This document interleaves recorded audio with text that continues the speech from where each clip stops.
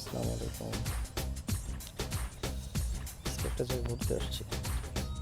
তো হচ্ছে অন্যদের অনেকে পরিচিত জায়গা, তো অন্যভাবে আসলাম এখানে ঘুরে ঘুরে একটা একটা জিনিস একটু একটু সময় নিয়ে সুন্দর মতো